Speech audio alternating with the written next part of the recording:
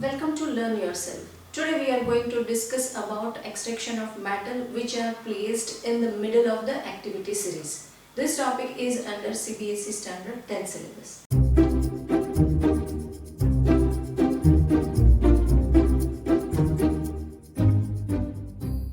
Earlier we have discussed the metal which are placed at the low or at the bottom of the activity series. How can we separate them? So we have discussed that simply in the presence of air when we are heating them, then oxides and sulfide ore of that particular metal we can separate from its impurity. Now here we are discussing about metals which are present at the middle of the activity series. That means they are moderately reactive. They are not very reactive, but they are also not least reactive.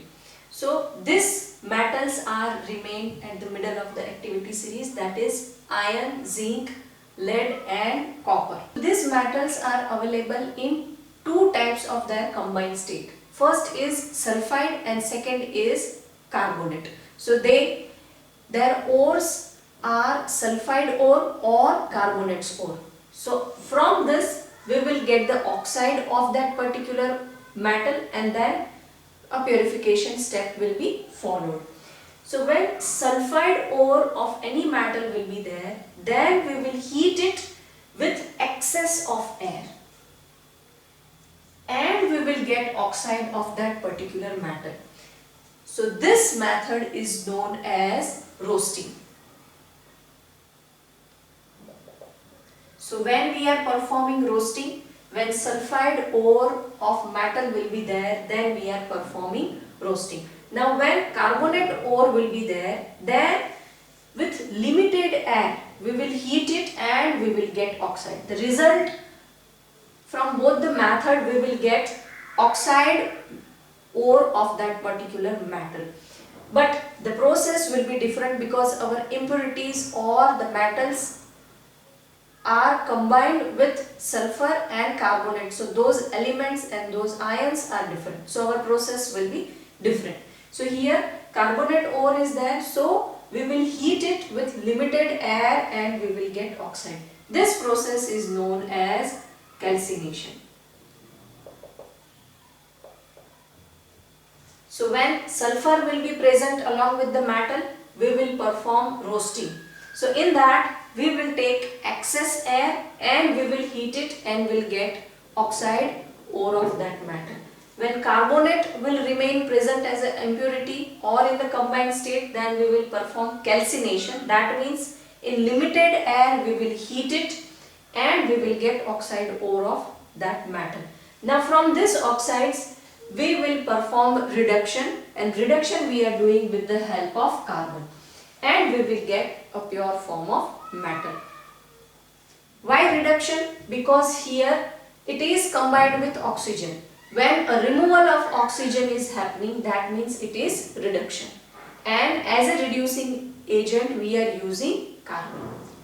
Now let us take one example of zinc, that when zinc is combined with sulfur and when zinc is combined with carbonate, what we are doing? So here zinc is along with sulfur, so we have to perform roasting. So along with excess air we are heating it and we will get oxide of zinc oxide, and sulfur dioxide gas will be liberated. Then when carbonate will be there, zinc carbonate will be there, then we are not using air because we are performing this reaction in limited air. This is calcination.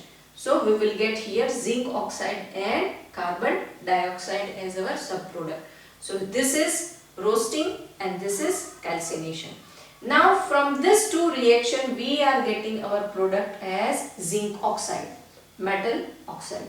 So that oxide we will reduce it along with carbon. So this is our reducing reagent. When removal of oxygen will be there, it is termed as reduction. So this reaction is reduction reaction.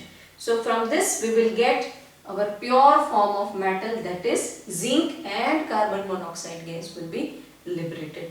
So when metals like iron, zinc, lead and copper will be there, then there are two types of impurities will remain present in their ore. First is sulfide and second one is carbonate. If sulfur is there, then we have to perform roasting. If carbonate is there, we have to perform calcination.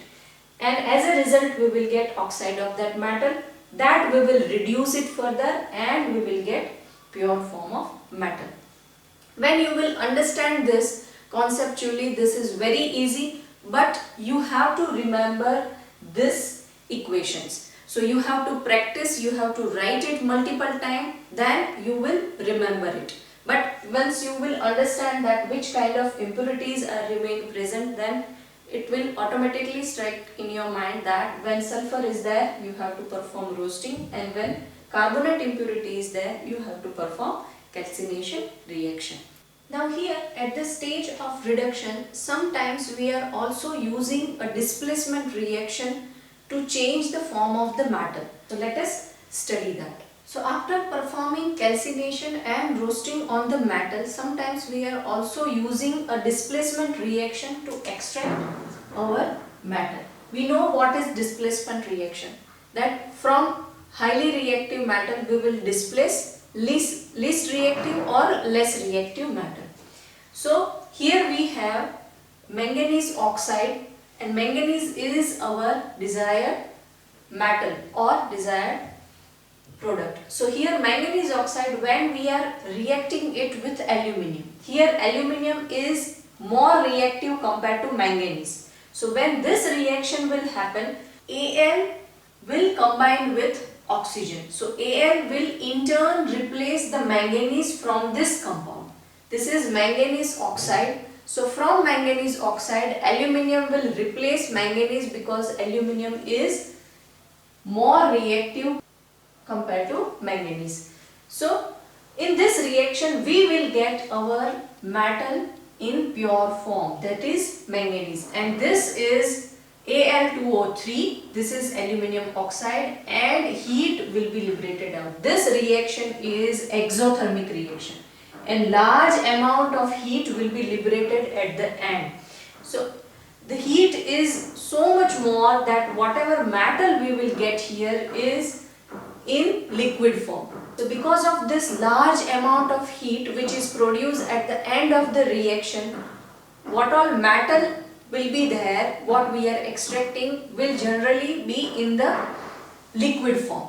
Because of this heat, this metal will be in liquid form. So as a result we will get metal, but it will be in the liquid form. So whenever you are writing this reaction, don't forget to write this state of metal, that will be always liquid. This will become liquid because of the large amount of heat will be produced at the end. This is a displacement reaction. So this reaction is special because this is known as thermite reaction, and this is also used to join railway tracks. In this, iron oxide is there. Iron 2 oxide is there. When this will react with aluminium, so aluminium will replace iron from iron oxide, and we will get our iron in liquid state.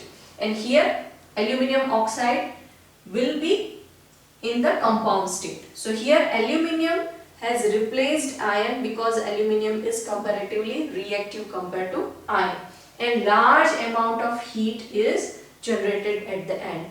So this heat is so much more, and the large amount of heat which we are using to join railway tracks, and this reaction is termed as thermite reaction. So this can be asked in reason that iron oxide and aluminium's reaction is used to join railway tracks, or thermite reaction is used to join railway tracks, or extraction of metal, the displacement reaction will give our desired product in liquid form. Why? So the answer will remain same, that the large amount of heat will be produced at the end, so our metal will be in liquid form, or that heat we will use to join railway tracks. And this reaction, this particular reaction is known as thermite reaction. So this is how we are extracting metal which are placed at the middle of the activity series. Going forward, we are going to discuss the metal which are highly reactive and how can we separate them from their impurities. So don't forget to subscribe, learn yourself. I'll see you in next video. Till then, keep learning, keep sharing.